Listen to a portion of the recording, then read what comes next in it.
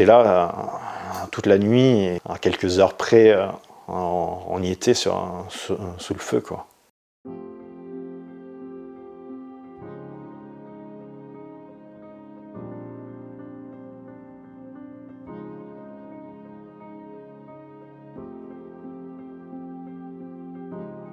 Depuis 2010, j'effectue des missions de nuit où je garde des points sensibles, des ambassades et des personnalités sur Paris. Juste avant les vacances de Noël, déjà, je gardais Emmanuel Valls du côté de Nation. Dans la rue, une jeune fille s'était fait poignarder avec un tournevis au niveau de la tempe. On était affecté sur le point Charlie Hebdo. On surveillait de nuit, donc je laisse la relève du matin sur les coups de 7 heures. Je rentre chez moi, je me couche. Vers 15 heures, je me réveille, j'allume la télé par réflexe et je vois ce qui s'est passé.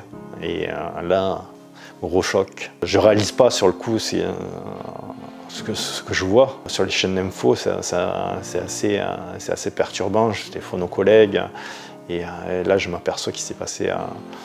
Enfin, je commence à réaliser les faits. Je me dis que j'étais là toute la nuit et à quelques heures près, on y était sous le feu, quoi. Au début, on ne réalise pas, on est un peu figé en fait. On pense c'est pas possible.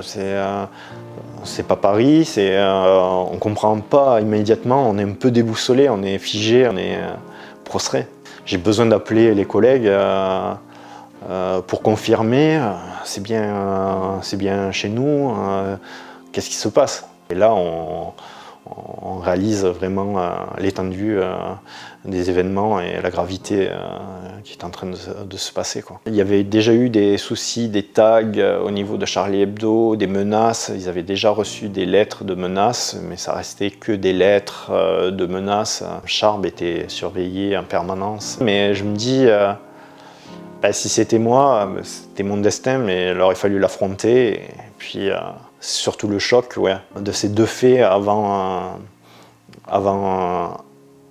Noël et plus cet attentat. Le fait cumulé, on se dit dans quel monde on vit. Dans les jours suivant l'attentat, il y a plein de doutes qui me traversent et je dois faire la part des choses et peser le pour et le contre. Est-ce que je veux vraiment risquer ma vie dans mon métier? Est-ce que je suis prêt à affronter ça? Alors, on voit toutes les images qui défilent, la course-poursuite, tout ça derrière. Il y a plein de doutes, même au niveau de ma famille, de ma compagne, qui a peur pour moi, et qui voit les images de l'extérieur. C'est vrai que tout ça rajouté, il y a plein de choses qui passent par la tête. On est forcé d'y penser, c'est quelque chose qui est ancré. Moi, je l'ai gardé pendant 4 ans. J'étais devant Charlie Hebdo et ça marque parce qu'on se dit, on était là, j'y étais.